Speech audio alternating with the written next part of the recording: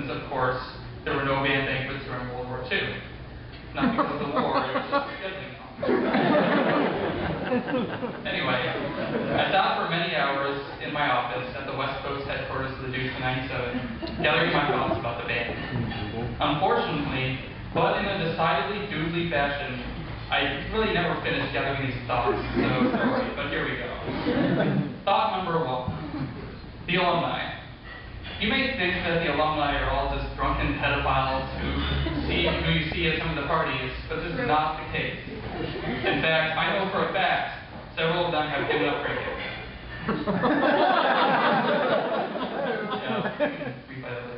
Alright, so the alumni are what make the band 100 years old. The band leadership, composition, and directors change over time, but the alumni and traditions maintain the continuity of the band.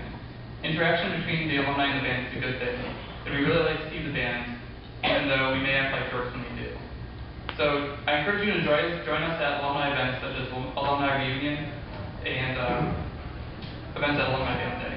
When I started going there as an undergrad, I found it really gave me a better sense of what the alumni are like and what this broader organization to which I belong was.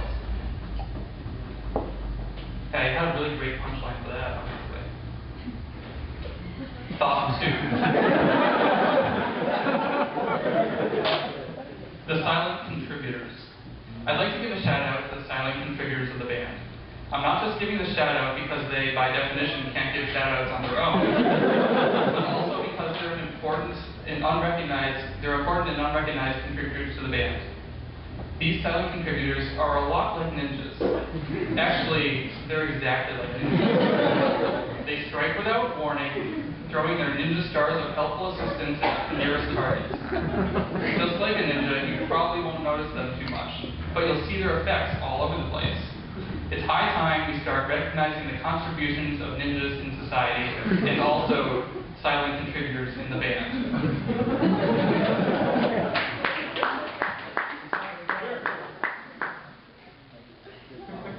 B of A. Thought 3. Sometimes I wonder why we bother to do this all. Let's say someone came to your door one day and gives you a proposition. He's wearing a very chic suit, says, "Hey, how about this? For 8 hours a week, you can walk around a parking lot. You can try to make music while not running into each other." I know what you're thinking. I want to see those football games. Sure, you can, but you have to wear this ridiculous costume in front of all your friends and play circus songs to drums.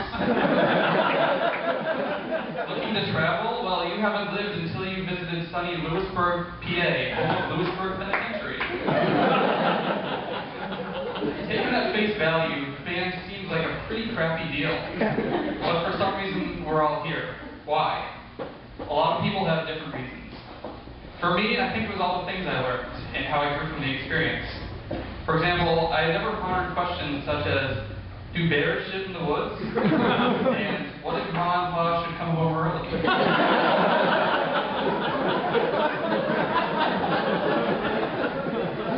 But a lot of people had different reasons. For example, Balderston joined because of the band board. I mean, how else can he keep up with the life and times of Carl Fetzer?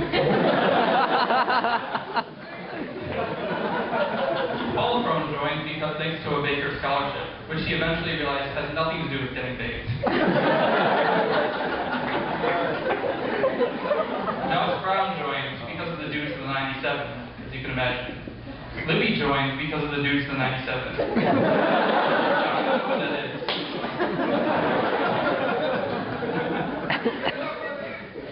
Sorry.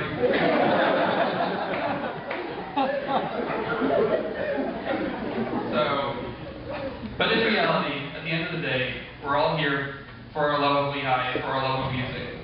The '97 is really the most visible of Lehigh's traditions. I remember when this really hit me. They couldn't have been in a worse place, actually. I was standing